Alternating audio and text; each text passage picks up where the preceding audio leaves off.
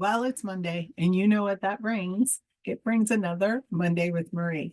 So, this Monday is an interesting one because I actually got an interesting question from someone in a session.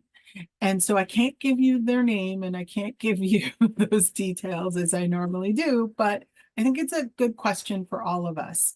And so the question really was around someone saying to me, well, I don't like games. And so I'm tired of all of this gamification. And it really struck me that I think there's this disconnect from people understanding the difference between game-based learning and gamification. Gamification is about taking something that already exists and creating point systems to it, creating outcomes to it, creating an activity around it that is a competition.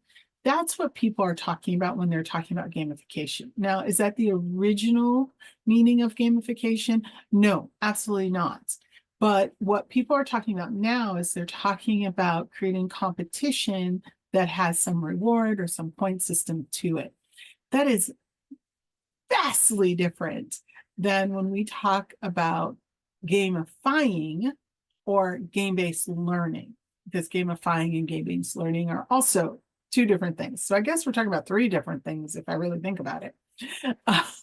But so game-based learning is about what I call the neuroscience of play. It's about how we learn intrinsically. So it's about thinking about going back to when you were a little one, or if you have little ones, and how you taught them. You didn't teach them by handing them a manual and saying, here you go, or creating a workshop and saying, here's the workshop.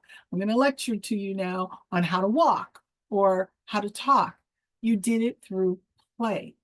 Our brains are wired to learn through play, that enjoyment.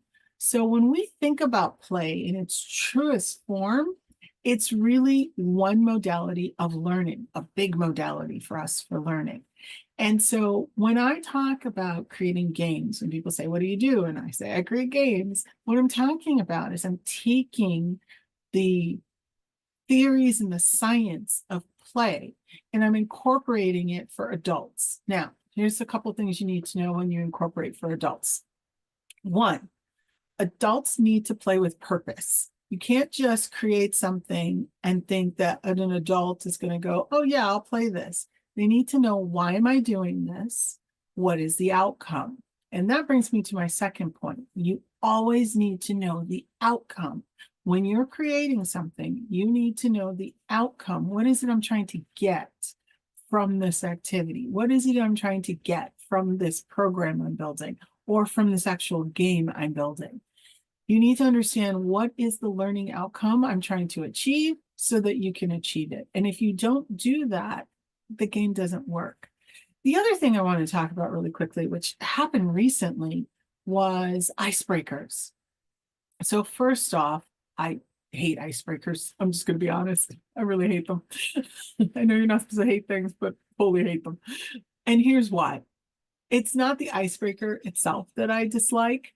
It is how people use it. When the icebreaker does not connect to the workshop, the meeting, the activity, my brain is going, why am I doing this? What was the purpose of this? Going back to our first point is that adults need purpose in what they're learning. I need to know why I'm learning it. I need to know why it's important to me. So if you're going to create an icebreaker, you should create it in a way that ties to what you are teaching, what the meeting is about, what the experience is about.